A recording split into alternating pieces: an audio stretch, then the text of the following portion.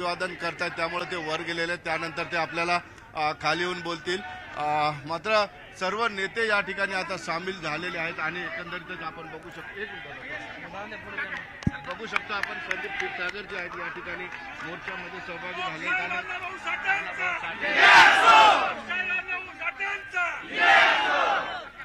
दादा संदीप भाऊ, आता शेवटी आक्रोश जनतेचा रस्त्यावर आलेला हा लढा फक्त कुटुंबाचा देशमुखचा नाही, आता राज्याचा झालेला. सर, मी पहिल्या दिवशीपासून ही वस्तुस्थिती जेव्हा मीडिया समोर आणली, आपण सुद्धा तिथं होते, अधिवेशनात सुद्धा म्हणतोय की लोकांमध्ये शांतता आहे पण रोष सुद्धा आहे.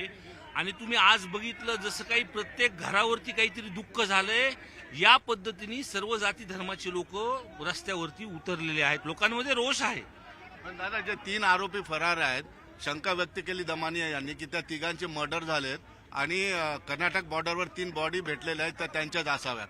हे बघा, ह्या परली पॅटर्न हे सुरुवातीपासून जिल्ह्याला माहिती आहे. मी काही मला त्याच्याबद्दल खोल माहिती नाही, पण हा तपासून घ्यावा. पण अशी होऊ शकतं असं मला वाटतं. बीडचा इतिहास बघता ही शक्यता आहे? बीडचा इतिहास एवढा खराब नाही हो. हा पुरोगामी विचाराचा जिल्हा आहे. माझ्यासारखे एक म्हणजे जातीपातीचं तुम्ही बोलतात, मला लोकांनी दोनदा निवडून दिलेलं आहे तिथं. हे काही लोकच फक्त हे वाल्मिक कराड सारखे लोक हे जातीमध्ये तेढ निर्माण करतात. हे फक्त खंडणीच्या गुन्हा त्यांच्यावरती दाखल झाला आहे आणि आमची मागणी, आणि तिथेही त्याला अटक नाही.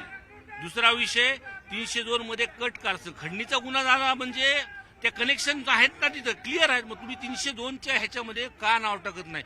धनंजय मुंडे साहेबाची नैतिक जिम्मेदारी आहे की जे जिल्हा हा रस्त्यावरती उतरला आहे, तुम्ही तुमच्या पदाचा फायदा त्या वाल्मिक कराडला घेऊन देतात. त्याच्यामुळे तुमची नैतिक जिम्मेदारी की तुम्ही राजीनामा द्या आणि फास्ट ट्रॅक मध्ये करून 3-4 महिन्यात ह्या संदर्भातलं जी काय वस्तुस्थिती महाराष्ट्रापुढे आणा आणि जे काय होईल मग तुम्ही परत तुमचं पद घ्या, अजून मोठं मंत्रीपद घ्या. आमचं काही म्हणणं नाही. दादा, बीड जिल्हा हा संत परंपरेचा आहे, गडांचा आहे, पवित्राचा जिल्हा आहे, सकारात्मक खूप गोष्टी आहेत. ते गतवैभव येण्यासाठी काय झालं पाहिजे? हे बघा, शिस्त आणली पाहिजे. सभागृहामध्ये मुख्यमंत्री साहेब अजितदादांनी ह्याच्यावरती जेव्हा पद्धतीने बोलले, एसपीची बदली झाली, ती ह्या 3-4 दिवसामध्ये खूप ऍक्शन 2 नंबरच्या गुन्हेगारांवरती किंवा 2 नंबरच्या लोकांवरती झालेले आहेत. ह्याच्यात लोकांना फरक दिसतोय. पण फक्त मग बाकीचे लोक पण या गुन्ह्यामध्ये अटक होतात. पण वाल्मिक कराडचा विषय आला की त्यांना संरक्षण धनंजय मुंडे साहेबांच्या माध्यमातून देण्यात येतं. हे पूर्णपणे चित्र स्पष्ट आहे. आमदार लोकप्रतिनिधी म्हणून तपास चाललाय, त्याच्यावर समाधानी आहात? आता जो तपास चालू आहे, पोलीस प्रशासन कडक पद्धतीने ह्या 2-4 दिवसामध्ये करतात आहे. पण वाल्मिक कराड अटक झाल्याशिवाय आम्ही कुणी समाधानी नाही. निश्चितपणे बघितलं आपण संदीप क्षीरसागर यांचं म्हणणं. दादा, काय म्हणाल? एवढा मोठा आक्रोश रस्त्यावर आला. समाजाच्या भावना आहेत, समाजाच्या भावना आहेत.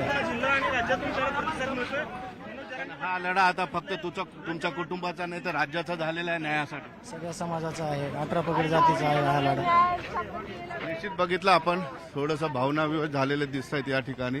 त्यांचा छोटा मुलगा सुद्धा आहेत, त्यांच्या भगिनी सुद्धा या ठिकाणी. ताई, काय म्हणाल? शेवटी एवढे लोक न्यायासाठी उठले. माझे सगळे भाऊच आहेत, त्यांना माझ्या भावाला न्याय द्यायला लढलंच पाहिजे. माझे एवढे एक भाऊ गेला म्हणून काय झालं? माझे एवढे भाऊ, मी खूप म्हणजे मला असं वाटतं की विश्वास आहे माझा ह्या एवढ्या माझ्या भावांनी सर्व समाजाच्या की न्याय मिळत देतील माझे भाऊ. माझा एक भाऊ गमावले मी, मला लाखो भाऊ उभा केलेत माझ्या भावांनी. मला खूप अभिमान वाटतं.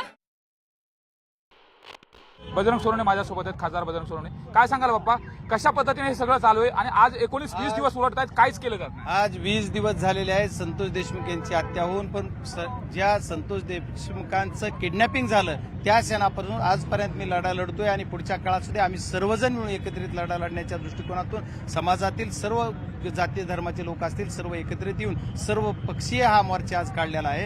याचं काय हे आहे तर याच्यातून एकच पाहिजे की मारेकऱ्याला सजा झाली पाहिजे, त्यांना पकडलं पाहिजे, जे मास्टर माइंड आहे तो पकडला पाहिजे, ही आमची सर्वांची मागणी आहे. पण 20 दिवसापासून प्रशासनानंही केलेलं नाहीये. पहिले 2 आरोपी पकडले, परत 1 पकडला दुसऱ्या दिवशी आणि परत 4था पकडला का सिलेंडर झाला याचा आणखी खुलासा होत नाहीये. जर खरोखर खंडणीतला आरोपी पकडायचा म्हणलं तर त्याला गार्ड होते, त्यांना गार्ड का दिलं तर, संरक्षण कशामुळे दिलं तर, त्यांच्या जीवाला काय धोका होता, खंडणी गोळा करायचा धोका होता का, काय होतं, त्यांना कशामुळे संरक्षण दिलं होतं? इथं आमदाराला संरक्षण होतं मागच्या वेळेस काही वेळेस. आता जे मग ती गार्ड होते त्या गार्डनी काय केलं? त्यांनी आय विटनेस म्हणून का गुन्हा दाखल केला नाही, मी कालच मागणी केली होती. हे सर्व बरेच प्रकार आहेत. मग आता एसपी साहेब नवीन आले, ते एसपी साहेब बी खूप चांगलं काम करणार आहेत करतायत असं ऐकतो. मग एसपी साहेबांनी सुद्धा एखाद्या त्या आरोपीच्या घराला कुठे भेट दिली का? मी कालही म्हणलं, आजही म्हणतोय, एसपी साहेब तुम्ही स्वतः तरी जा, एखाद्या आरोपीच्या घरी जाऊन विचारा की कुठे आहे तुमचा हा माणूस, कुठे आहे. अरे एखादा आरोपी एखाद्याच्या घरातच नसावा. मला असा संशय आहे की आरोपी घरातच आहे आणि घराला कुलूप आहे. खरी गुन्हा काय आहे तर मारणं हा गुन्हाच आहे, पण टॉर्चर करून मारले. काय गुन्हा होता त्याचा? अरे एवढा गरीब सरपंच, एवढा गरीब पोरगा, आणि त्याला कशामुळे मारलं? त्या खंडणीमुळे मारलं गेलं. लोकांचा आक्रोश आहे. आज तुमच्या पाठीमागे देखील लोक पाहतो आणि हजारो लोक रस्त्यावरती उतरलेले आहेत. नेमका हा आक्रोश काय?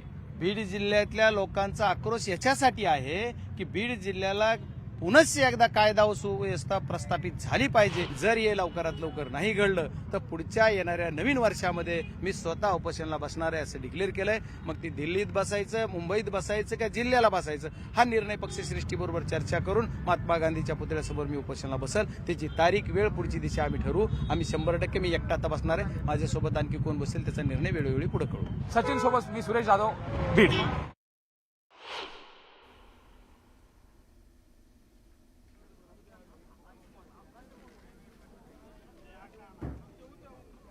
जरांगे पाटील आपल्या बरोबर. दादा, हा आक्रोश आहे असं म्हणावं लागेल का?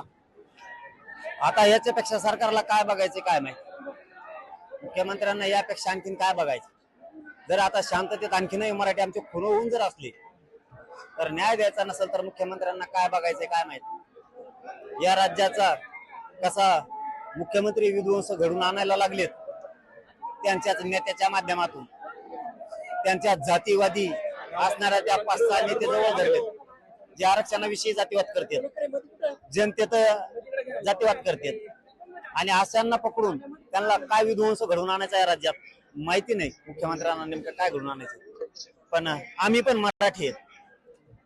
जर एकदा संयमाचा बांध तुटला न्याय आम्ही घेणार. सरकारला हा मोर्चा बघितल्यानंतर मुख्य आरोपी जे आहेत ते त्यांना अटक करतील असं तुम्हाला वाटतंय का? आता करतातच का? काल परवा म्हणले ते मी कुणाला सोडणार नाही, धरलंच नाही सोडता कुणाला. चौकशी चालू आहे, तपास चालू आहे. चौकशी कोणाची करता? आरोपीची अटक नाही, तपास कोणाचा करता? चौकशी करायला माणूस तर अटक पाहिजे ना, तरच चौकशी करताल ना. शेवटी समाजाने आशा ठेवलेली, पण हे खरं सांगतो, हे मराठी हे एकदा आता खून झाला, याच्यापेक्षा अंतिम तर काही नाही. मग जीवावर उद्धार होते मराठी सुद्धा. शेवटी मराठ्यांना सुद्धा ते जर आमच्यावर हल्ले करायला लागले, दहशत करायला लागले, जसं तसं उत्तर द्यावं लागणार. आणि इथून पुढे मराठ्यांनी धाडशी व्हावं. आपण कोणाच्या वाटा जायचं नाही, पण जशाला तसं उत्तर द्यावं लागेल. ते जर माणसं मारायला लागले, हल्ले करायला लागले, गोळ्या घालायला लागले, तर स्वसंरक्षणासाठी प्रत्युत्तर मराठ्यांना यापुढे द्यावं लागणार. किती दिवसाचा अल्टिमेटम तुम्ही द्याल सरकारला आरोपीला अटक करण्यासाठी? बघूयात ना आता आजचे काय करतात काय नाही.